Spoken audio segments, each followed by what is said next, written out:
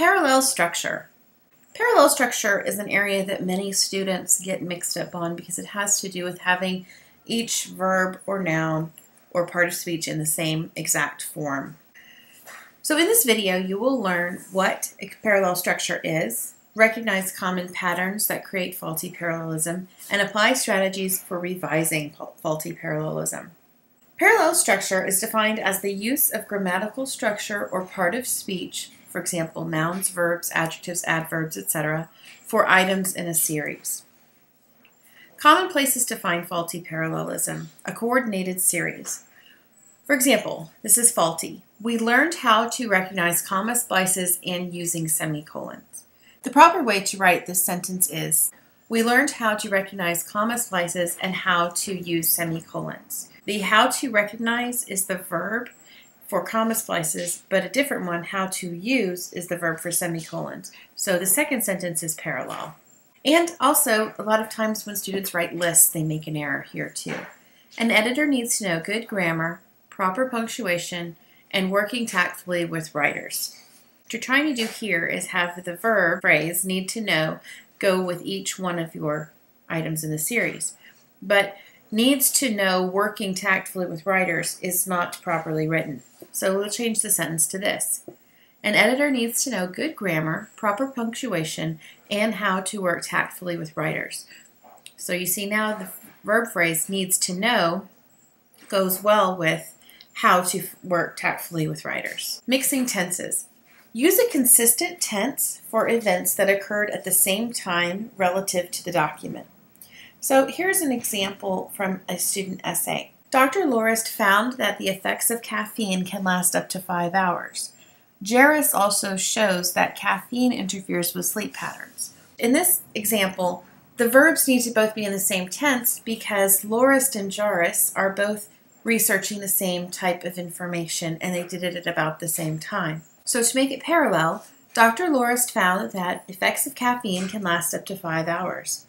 Jairus also showed that caffeine interferes with sleep patterns. Mixing verb voices.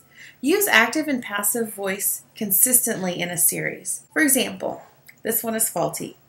This report describes existing conditions and future problems are also predicted. To make it parallel, you say this report describes existing condition and predicts future problems.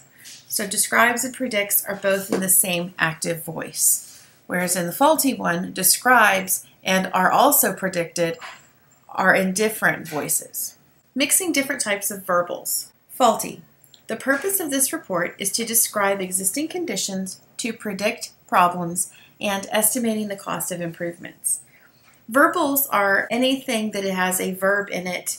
Could be to and then the verb, which is just the infinitive form. It could have an ing at the end, which is the gerund form. But if you see in this faulty one, we have to describe, to predict, and then estimating. Those all need to be in the same tense. To make it parallel, try this one. The purpose of this report is to describe existing conditions, to predict problems, and to estimate the cost of improvements. Mixing different types of noun clauses. Faulty. He reported on what the existing conditions are and that they will have an environmental impact. To make it parallel, you want to have both the noun clauses begin with the same word. So it should be, he reported that the existing conditions are unstable and that they will have an environmental impact. Mixing sentences and non-sentences. We will not run into this quite so much in this class because we don't do bulleted lists, but in many of your classes that you will be taking in the future, when you are writing reports, bulleted lists are perfectly acceptable. And those lists need to be parallel. So here's an example of a faulty one. Several government actions limited the company's financial growth. Raising the corporate tax rate from 40 to 52%. Dividends could not exceed those of the previous year by more than 5%. Forcing all retailers to reduce gross margins by 10%. Now the problem here is we have two gerunds, two verbals here, raising and forcing, but this one here is not a verbal, and it should be. So the way we would correct it, we keep everything the same except we change the second one to limiting dividend increases to 5% more than the previous year's dividends.